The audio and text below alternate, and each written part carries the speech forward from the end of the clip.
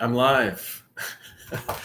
Only about a minute late here, but that's fine because what is time? And if you're seeing this video for the first time, you're not familiar with my YouTube channel, I'm Russ Rapp. I talk about non-duality. So what is non-duality? It means not two, and we'll get into a little bit more of what that means or the significance for you or me. But if you haven't subscribed to my channel, make sure you subscribe, because I think these live talks are a lot more engaging. You can ask your questions or comment in live time, in the moment, in this now. And I think it's more, you can maybe get more out of it for that, or you can get nothing out of it. So subscribe and we'll get started. Today we're going to be talking about how to be in the moment.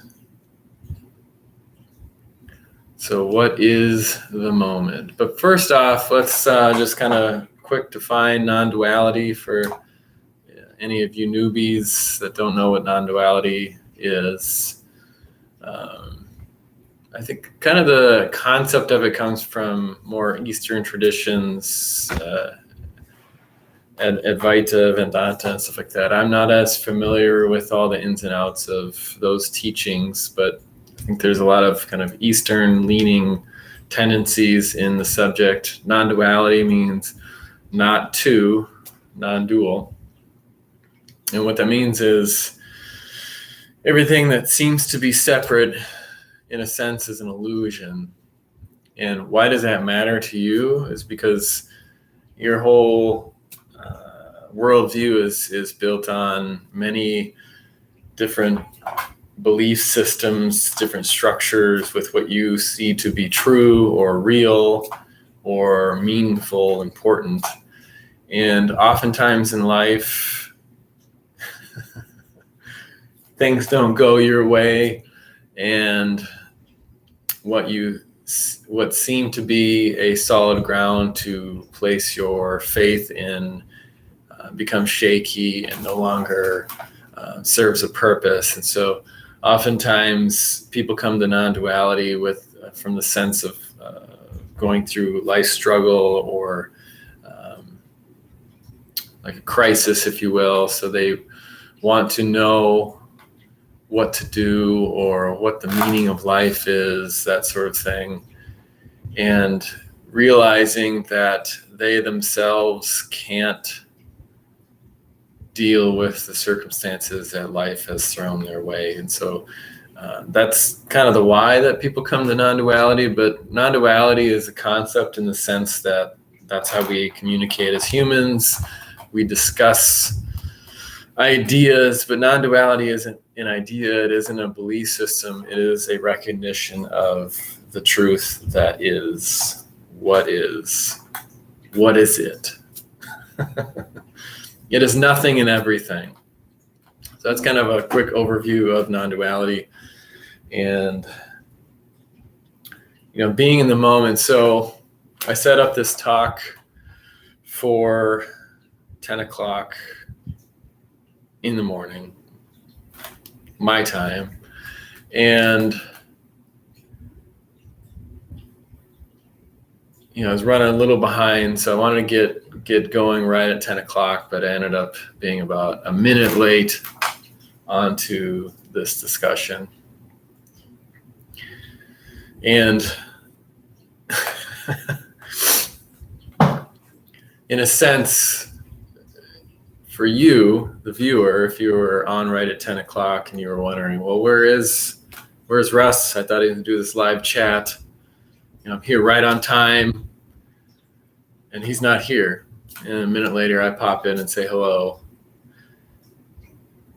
And you're like, well, that was frustrating because I thought that you were going to be here at 10 and you're a minute late. And I come in here and I'm rushing to get it on, get everything set up so I can be on time. And the moment that the video went live, you were relieved because now your expectations were fulfilled. Now Russ Rapp is here talking to you in this moment. And that's kind of how we relate to this idea, this concept of being in the moment, being in the now, being centered in reality, however you want to define it. And I had intended on talking about this subject in the last video, but got sidetracked and never really got into it. And so as we go through talking here, if you have any ideas or thoughts or questions, I love your chat comments and stuff. So put them in there and we'll get to that here shortly. So what does it mean to be in the moment? You have teachers like, Eckhart Tolle, who talks, I think his book's called The Power of Now. I think I read it at some point. It was very memorable. No, I'm pretty sure I read it because, Oprah recommended it. But the whole idea of the power of now is recognizing this moment, being in the moment, because what the mind does, what the separate self does, is try to deny the moment, deny reality, or at least try to pretend it doesn't exist and go about its day thinking of other times, other places, instead of really entering in what is. And so it's kind of like creating a story on top of the reality of what's going on. And so it's the idea that perception is reality. Sometimes you hear that phrase, perception is reality. And to the separate self, that's ultimately true because you're placing your perception on the objective absolute world, let's say. And so regardless of what is out there to you, your perception of it is the thing that brings meaning to your reality. And so even if you're totally off base with in an objective sense of what's going on, none of that really matters if you continue to tell your story about what's going on in the moment, and it's true to you. It's my truth, like right now in this moment in time, as we kind of transition to different political, sociological, economic structure, consciousness type of transition that we're kind of moving through. A lot of the focus is on me, and so my truth. So I want to live my truth, and there's something to that as far as recognizing your perception, your opinion, the way you see the world, and being able to communicate that out. Because the more perceptions that we can include in a conversation, the more viewpoints, if you will, I think the better we can come to kind of an agreement or an idea of how we can go about things, how we can interpret or understand the world around us.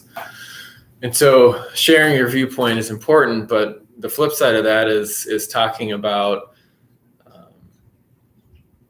the me, or talking about my truth in a sense that is kind of a childish negation of the objective, factual, however you want to define it in that way, world around you. And so I'm going to talk about my truth. My truth is that this shirt is pink.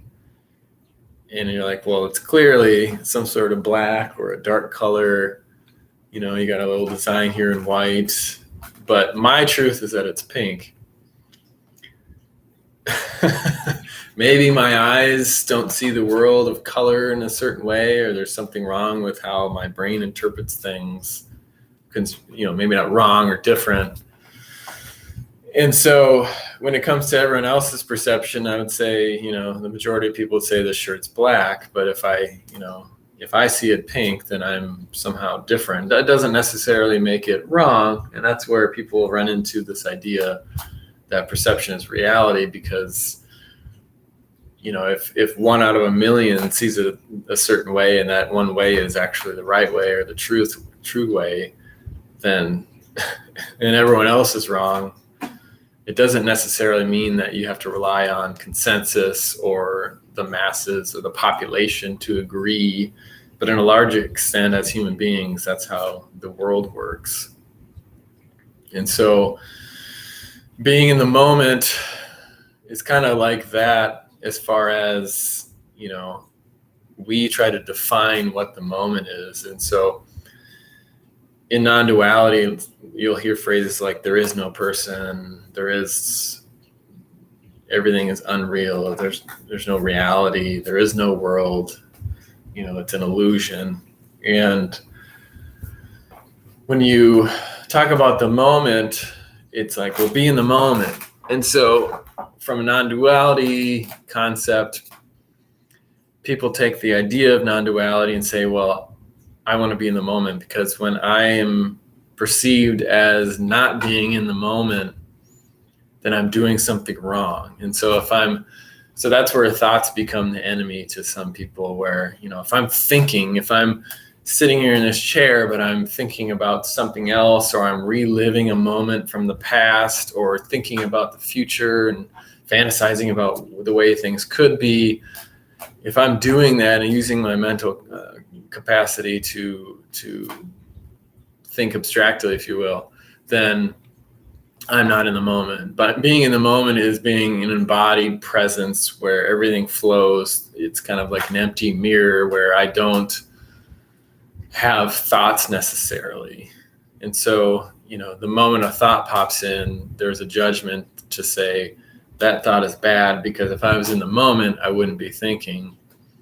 And that right there should point you to the fact that there's an error in that thinking to consider thoughts or abstract thinking or language in itself is bad. Because, if you're in the moment and your brain is just kind of quiet and there are no thoughts, then if that's seen as valued as higher than thinking, then, in some sense you can evaluate that, but it doesn't mean you're somehow more non-dual. Because if you look at the benefit of language itself or abstract thinking, to call this a ring or this a finger, this isn't a finger because it's a finger. It's just we call it a finger. There's certain words that we use that describe, like, phonetically, like what it sounds like. So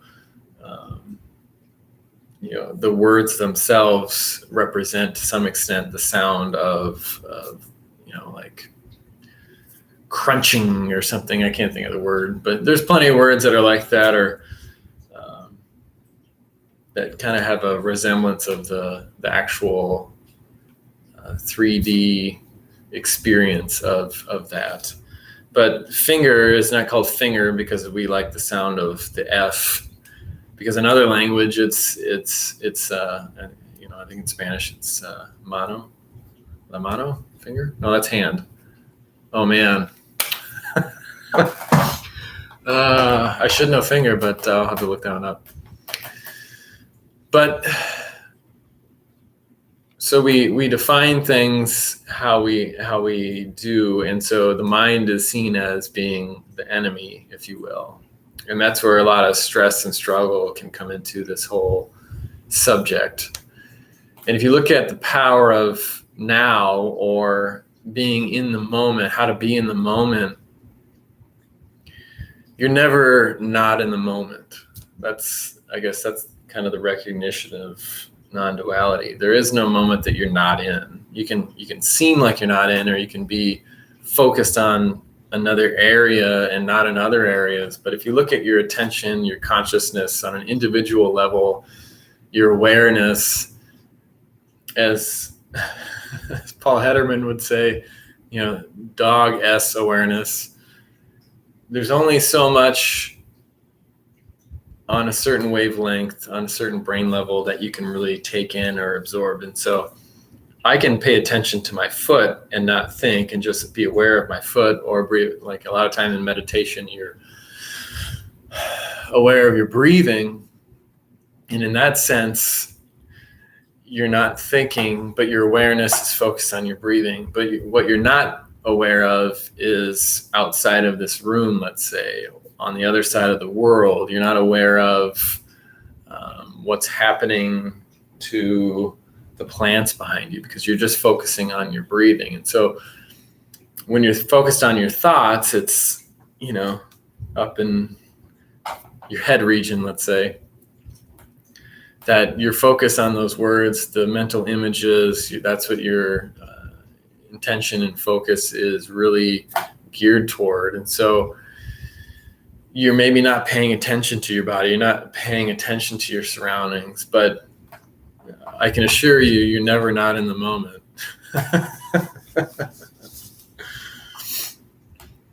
And if you look at it in this way,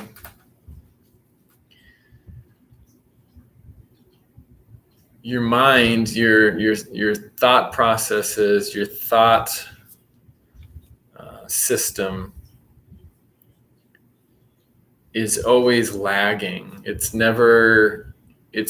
thinks it's in the moment, but it's never in the moment. And I think the one realization or recognition is that the attachment to the separate self comes before the mental process of considering that attachment. And so recognizing that there is an attachment to the identification of you as a separate self comes before the mental structure.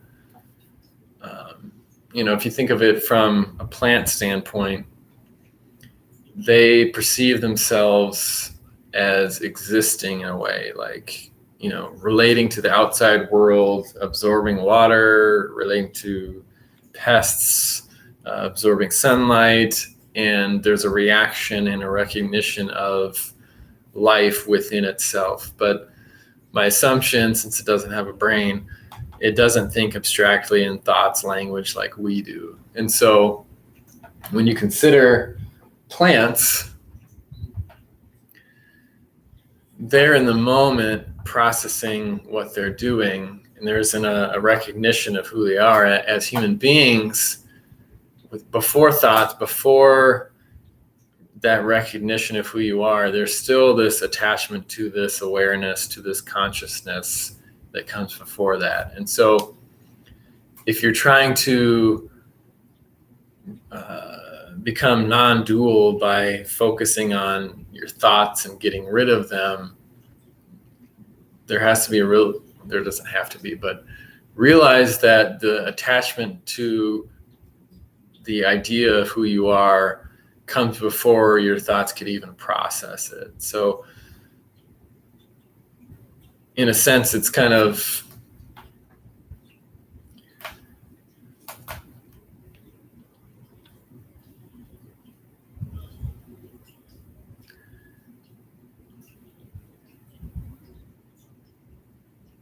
I guess what that goes to is to help you understand that you can't think your way out of it, if that makes sense. And thinking in the moment can occur whether you meditate or see things as an illusion or not.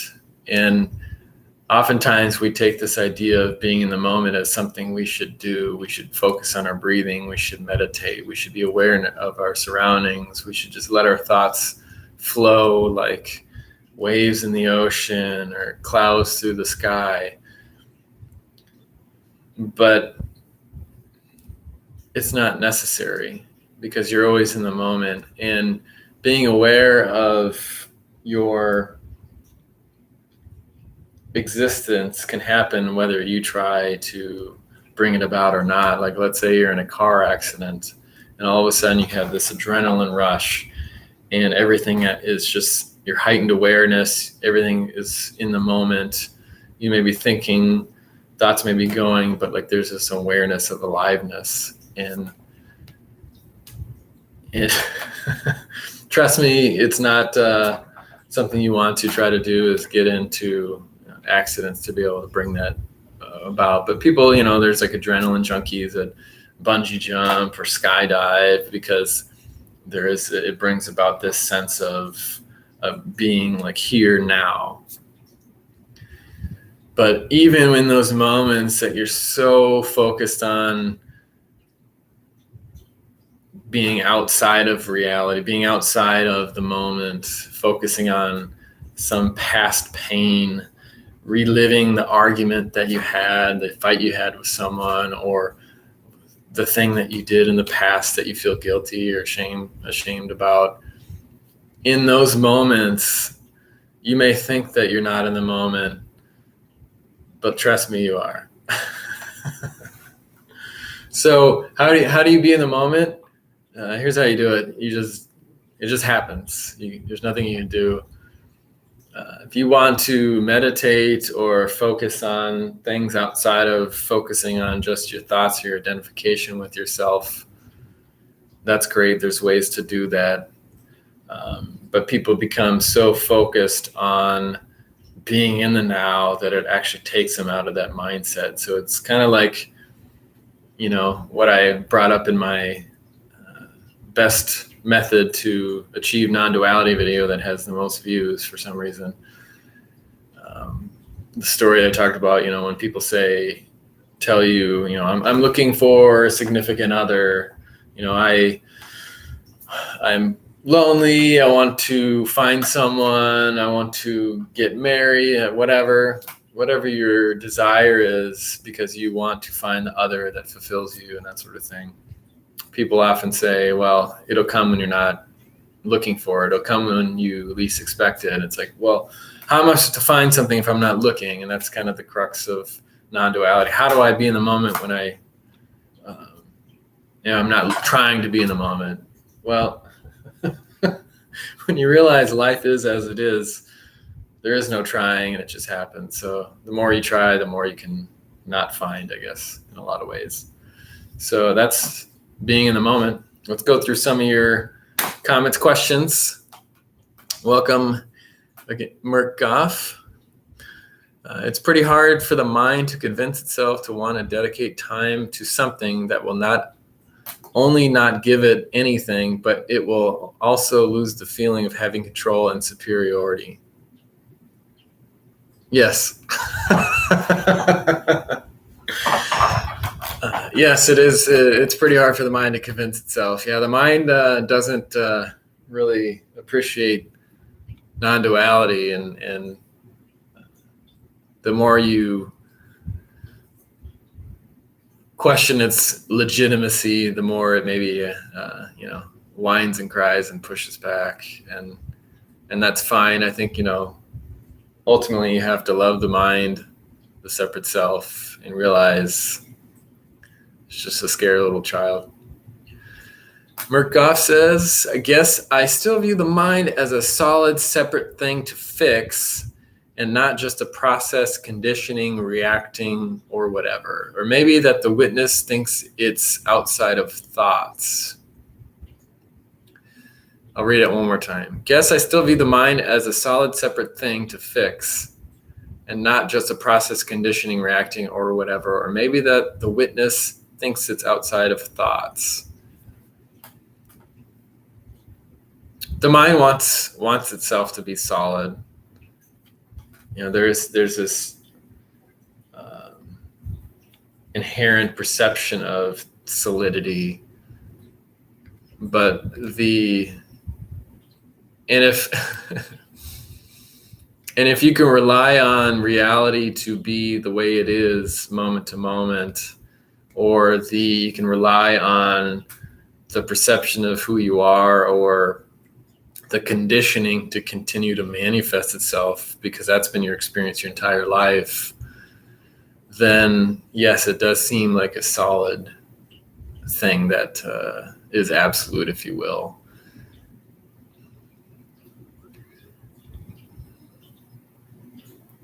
But it seems like the perception of who you are is something that is a constant projection. It's a constant development, if you will, in a way that is a process that continues on. And so people, I think, could see that and say, well, I don't want that process to continue.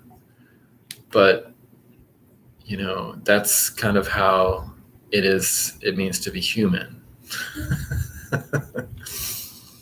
It's like saying, I don't want a wolf or wolves to go and kill other little animals and eat them. Why do the wolves have to be so mean? Because they're wolves. That's what they do. And there's nothing that needs to be fixed there. And so it's kind of similar to you. You may think something needs to be fixed, but that's just how things work. On the flip side of that, since we're talking opposites and paradoxes, the flip side of that is recognizing that the illusory nature of it. And so things that maybe think you can't fix are able to be fixed, if you will. And so sometimes people have the belief that they're inherently flawed, or there's a tragic nature to the reality and who they are, or something happened in their life, abuse or pain, that there's some sense of inherent badness, if you will. And that's where non-duality is kind of that idea of the freedom of the recognition that you're never stuck. And to your comment on the witness thinking it's outside of thoughts, I think that's something it's good to recognize, because oftentimes what happens when you're trying to get outside of thinking, trying to get before your thought, being in the moment, then there's the awareness that's outside of your thought that doesn't use language, the DS awareness that Paul Hederman talks about,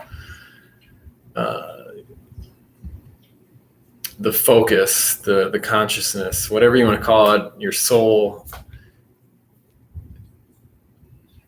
to get prior to thought, focusing on this idea of this point of awareness that isn't thinking in the sense of abstract thoughts.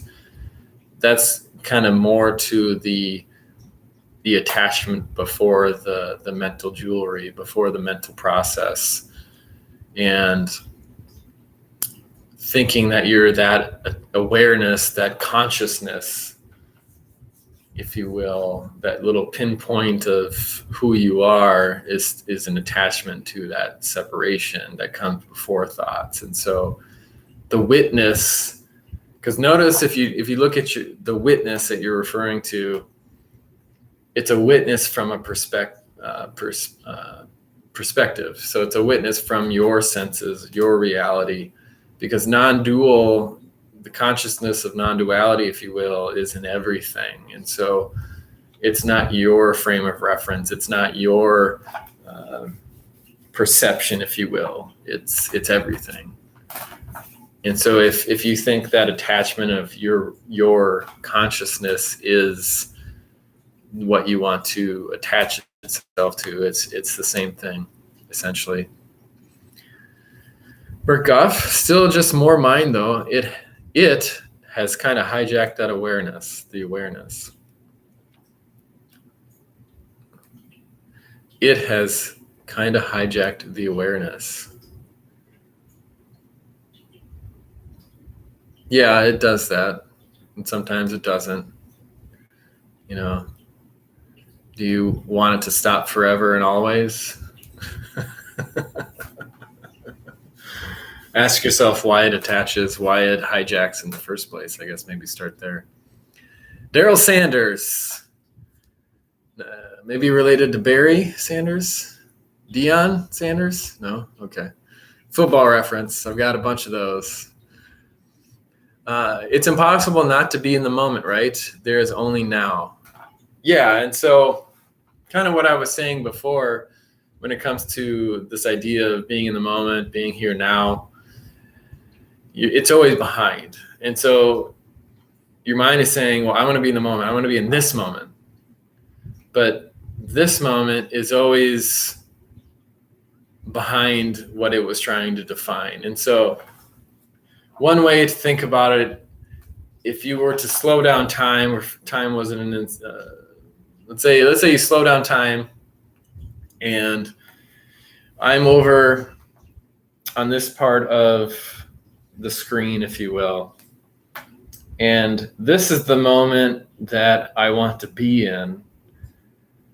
By the time your mind recognizes this moment, you're already over on this side of the screen. And so your mind's talking about that moment. That's what it wants to be in. But now your mind's over here.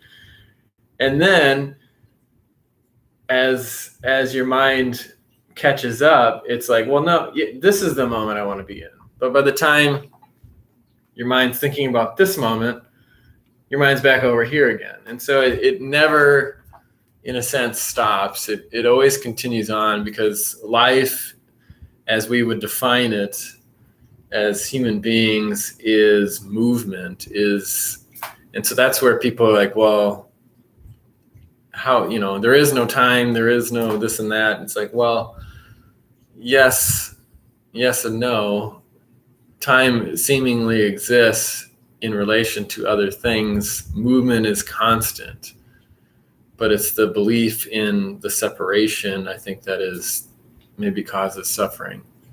And so there never is a time that's not moving, in a sense, but nothing's moving. So I've talked about this before in other videos, but it's kind of a space-time conversation. I'm not going to get into it now, but the idea is that, even as human beings, as living creatures, if you will, like a rock has a mass, has, atoms, protons, neutrons, electrons.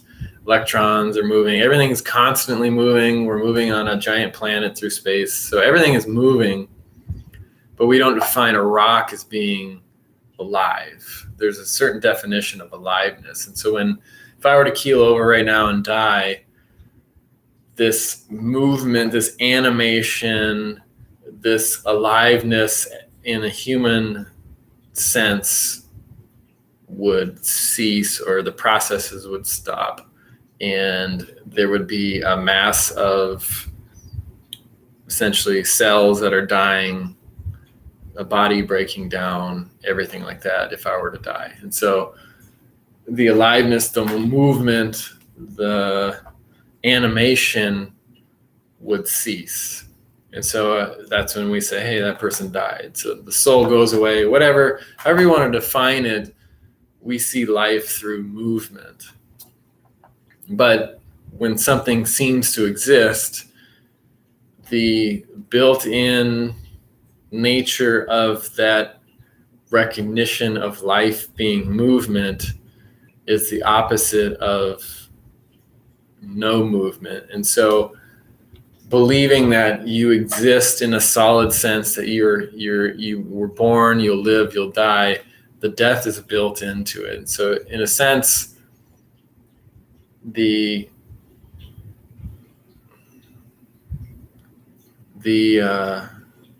what's the word?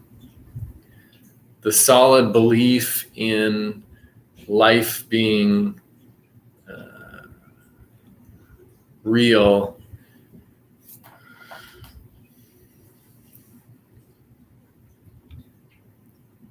the belief in separation automatically includes the idea of death. And so if you believe you're separate, you're alive, there's going to be this inherent fear of death in whatever form, whether that's a fear of life, because the idea of life is the opposite of death. So like for me, I'm not scared of death really, but maybe there's other fears. I'm fear of breaking a leg, or I'm fear of getting sick and having a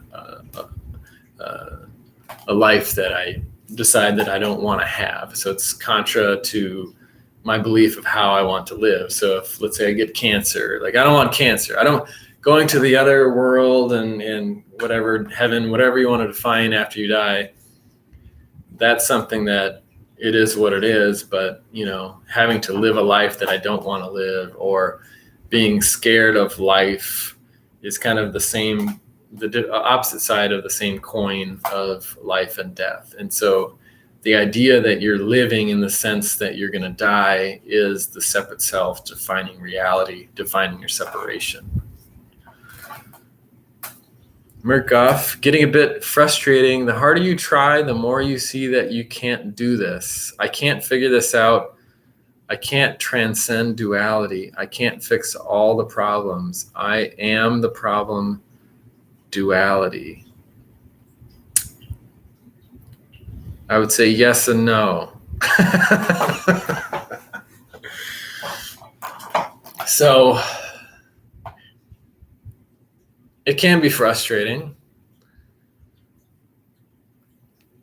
I think part of what I hopefully bring to the table in these conversations is that I've delved deep into who I am, how my mind works, and so I can maybe bring some ideas or concepts to the discussion that maybe are unique or helpful in some ways.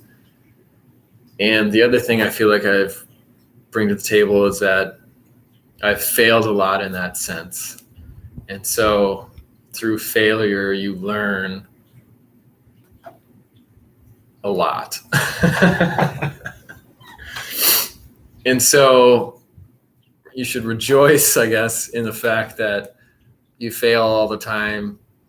If you're trying to, become the next Eckhart Tolle, or, Paul Hederman, or the other guy, what's his name? Tony Parsons, even though Tony Parsons doesn't exist. He never shows up. Or, Lisa Carnes,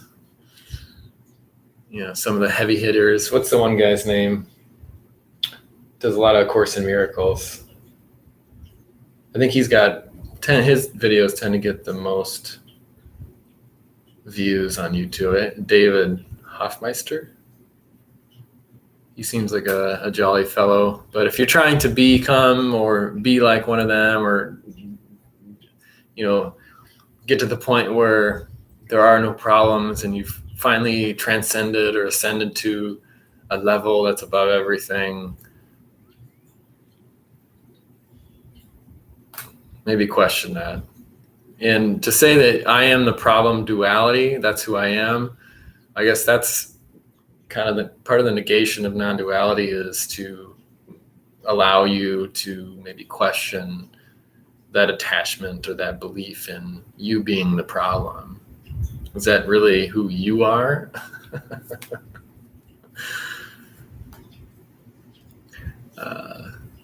Murkoff says, if you'd remove all the objects, where does time exist then? Oh boy, okay. Just in relationship between things, space as well, I guess. So a lot of times this gets very heady, which is fine, because I'm kind of a thinking type, so it doesn't really bother me. But sometimes the forest can get lost for the trees and maybe isn't as helpful. But when it comes to,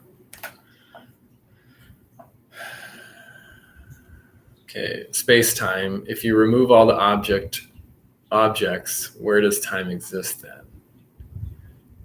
So by removing all objects is removing, I guess, the definition of objects. Because in A Course in Miracles, it talks about the world existing or not existing, and that Jesus didn't create the world in a sense. And it's like, well, what does that mean? Because there still seems to be objects around. Self, other person, other people, other things. And so removing the objects is kind of removing the identification with the objects. And so time exists in the sense that there is a relationship between one thing and another, and there's identification between the two. So let's just say, if you identify as oneness, if you will, or as nothingness, then the separation between this thing and this thing loses all meaning. So, because it's the same thing. So time stops because nothing happens. So if you think of like time as your physical self, your body, you see your physical self that ends at your skin or whatever. Maybe you think you have an aura, or you live in an egg or something, some sort of spiritual egg. But let's keep it simple. Let's just say, the myself ends where my skin ends, essentially. That's the outside shell of my body. Everything internally can be seen as me, even though, if you understand science, you've got so many viruses, bacteria, blah, blah, blah, everything living in and around your body, little mites. I read in some little pamphlet thing about like spiders and stuff on your face, and it's kind of gross, but they're small, they're microscopic, but we define ourselves as a body. So like, and it goes to what Paul Hederman says, always talk about so my hand, my arm, my teeth, my eyes, and it becomes a part of who I identify with. And so if you have a stomach ache, it's not like necessarily there's a stomach that is doing something. It's part of who you are. So the idea of something happening to your stomach is still happening to you. But if you were to remove, let's say, your part of your body, let's say you had your gallbladder removed or something, when it becomes outside of your body, it's no longer part of you. And so it becomes an object. And so it's kind of like that idea is, if everything that exists in the world, in the universe, is you, there's nothing outside of that. So then for you, there is no time, because you are everything. There's nothing happening to anything. Like a lot of the speakers about non-duality say, there's nothing happening to nobody. So there's nothing for anything to happen to. There's nobody here. There is somebody here, but there's nobody here, if that makes sense. It's all emptiness at its core, which is everything. Murkoff, laugh aloud. Maybe the more paradoxes, the closer you get, even though there is no distance. Disillusion of your boundaries can trigger fear of death also. Dissolution of your boundaries can trigger fear of death also. Yes, that's true. And I think when it comes to boundaries, that's where I think, a lot of times when considering just talking about non-duality or these discussions, I always think in mirror or in opposites and paradoxes, because that's how you can kind of see things in total, if you will. And I think a lot of times people take this idea of there is no person, there is no me, then who cares about boundaries, right? But boundaries are healthy. Boundaries can be good. They're not always good. Sometimes you put up walls, and that's a wall of deceit, a wall of lies that you tell yourself.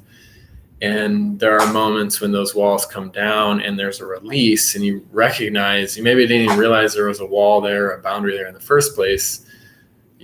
The wall comes tumbling down, if you will, and there's a release of, let's say, emotions or whatever. And you're like, oh, there was a wall there. I was holding up something that didn't need to be held up. And so I released that energy, and that wall or that boundary was not healthy. But then there are healthy boundaries. Case in point, cell walls. If we didn't have cell walls, I would just be a big gloop on the floor. And, even political structures and stuff like that, boundaries in society can be good. Boundaries with other people, are obviously good. And so, just saying that you're not a person, that we shouldn't have boundaries, is ridiculous and kind of juvenile. Murkoff again. Just misidentification, I guess, and being someone in the non-dual scene is like the ultimate irony, I suppose. Yeah, that's where I like to talk about me and my person. I don't really, I guess, get into many personal stories or talk about specific things in my life, but sometimes I do. But, what can happen, even though non-duality is not a belief, it can be attached to like anything, any concept, and become a belief structure that maybe is or isn't healthy.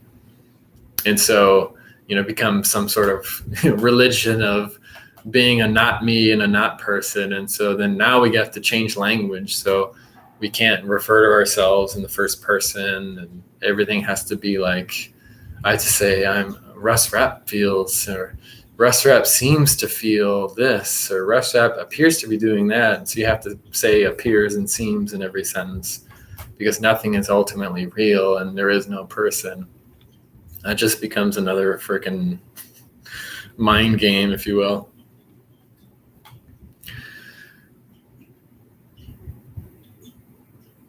So I do like talking about first person stuff. But that's how we're conditioned to live and to behave as identified with the self. And so that's where using that language can help illuminate the fact that we're doing that. But to make that saying that I'm not a person kind of a religion is another solidification of a thought process.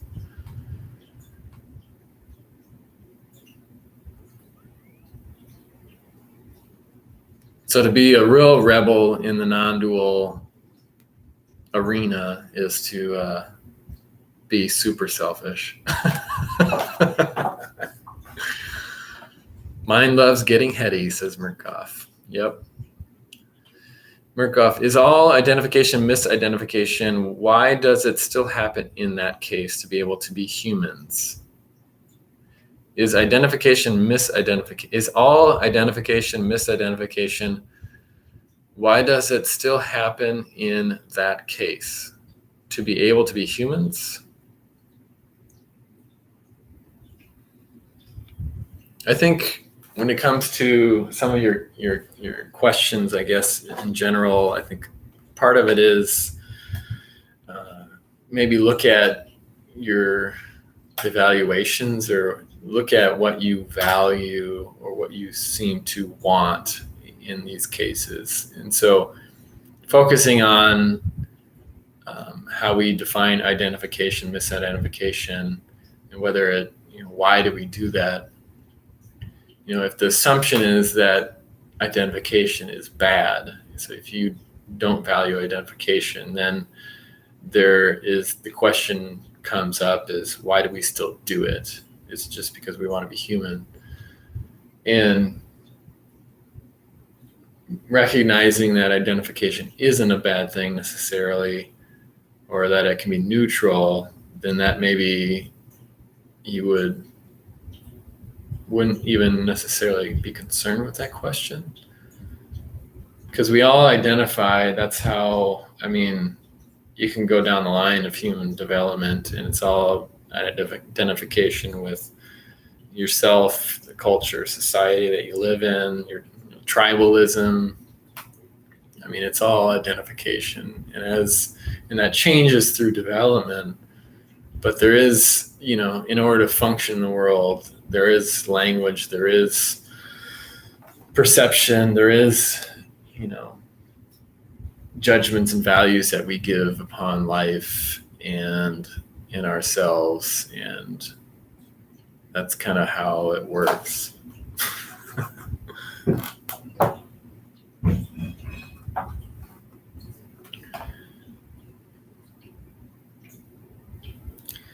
Murkoff says there are people who exist that had their left brain removed, and people who had the right brain removed, and the me wasn't in any of them. Not at the same time. Laugh aloud. Not the same person, So yeah. So having part of your brain removed and identification, and I think what I would say to that is I think non-duality, or is this idea that identification is bad and that seeing yourself as a person is not a good thing, that can be used to cause violence. Or if you think of people that are like sociopathic, if you will, it's perfect to attach yourself to a religion of non-duality, because then all the bad things that you do to other humans, well, there was no one doing it to anyone, it just happened. I didn't do it. There is no me. It just becomes an excuse. And so imagine your life without identification. Imagine your life without language or thought processes, or imagine your life without the ability to think abstractly, have these conversations that we're having. Is that the life that you want to live? And so think about someone who has their part of their brain removed, and now they don't see themselves as a me. From the outside looking in, you can judge that and say, oh, that's how I want to be, because this me thing is causing me a lot of stress.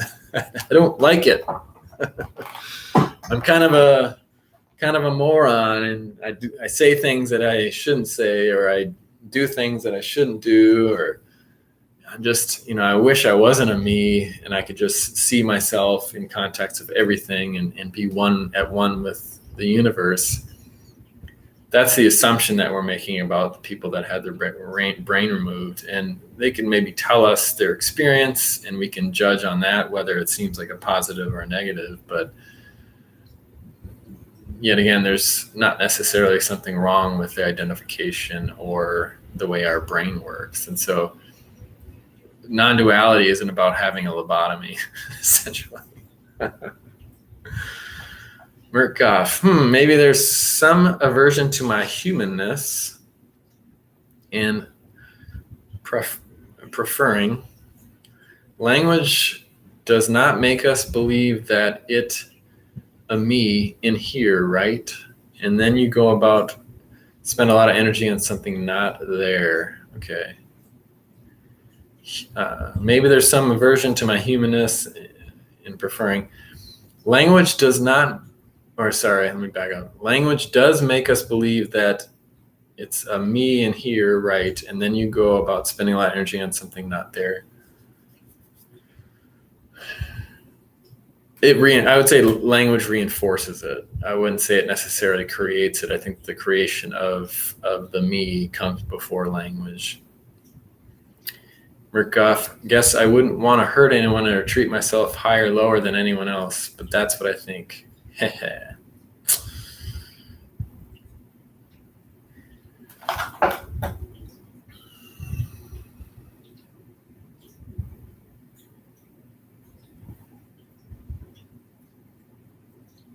I think the flip side to being a sociopath is a recognition of your connection with everyone and everything else. And so, what would be the point of harming someone, if you will, because you're just harming yourself. And so, what's the best thing that you can do for yourself is to love yourself. So that would be, extrapolated out to loving others. It's Jesus's teaching of love others, treat others as you would treat yourself, the golden rule, if you will. And so that's where I guess non-duality is pointing towards, is that recognition.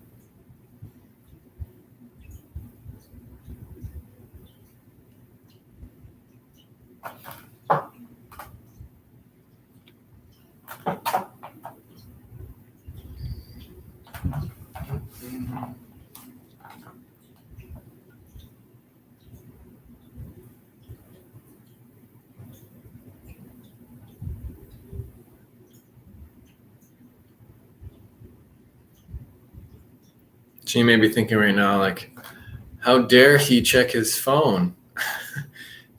Why do non-dual masters,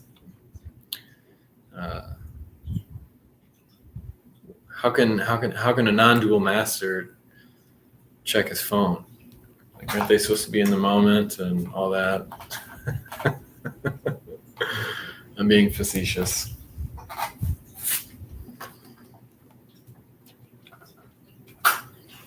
Oh, the Bible. How can a non-dual master read the Bible? Doesn't he know that's just a bunch of myths and just a story? And stories are bad. Why do we look at stories? That sort of thing.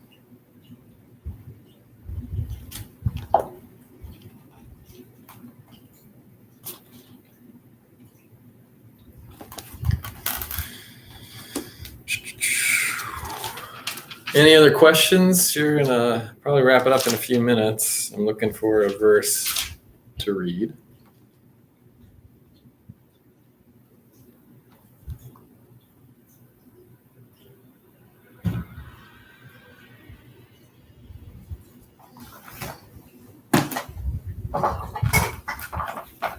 I want to thank everyone for coming on and watching. Thanks for those like Mark Goff and Daryl Sanders for commenting. It makes this process more enjoyable than just me talking to the camera there.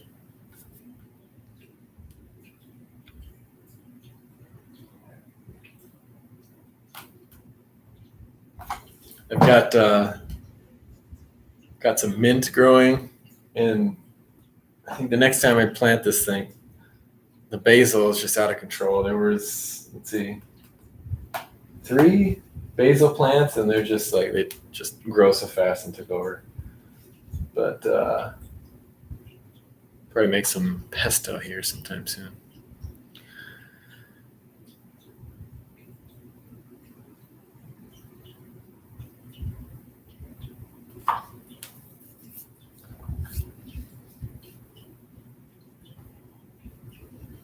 Any other random thoughts, non-dual or otherwise?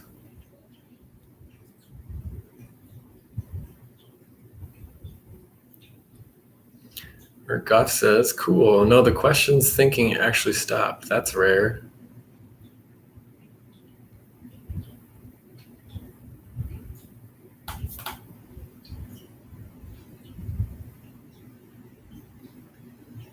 Well, that's why I think,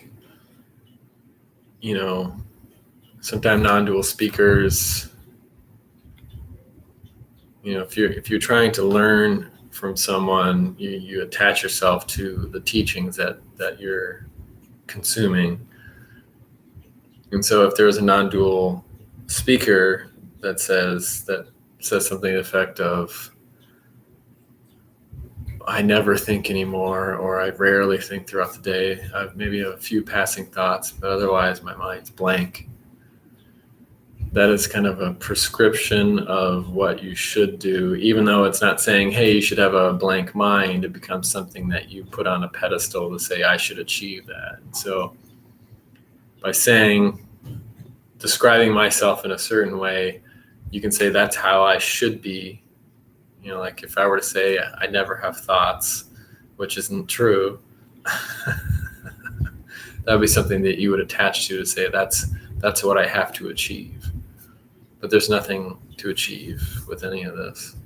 That's why I like talking about it. And if your questions thinking stopped, and that's rare, cool.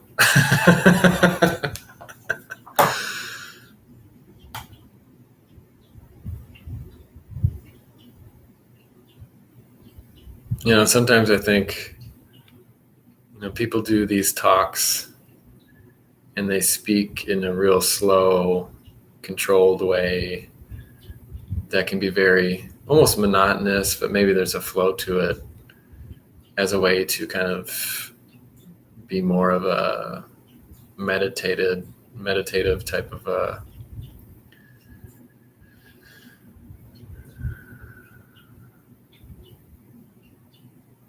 production. And that can be good, especially if your life seems to be chaotic. It's nice to have something that's peaceful, calming. And then you have other speakers that before they even start talking, they sit for 20, 30 minutes. So I suppose that's maybe to teach you that you don't have to talk about anything, but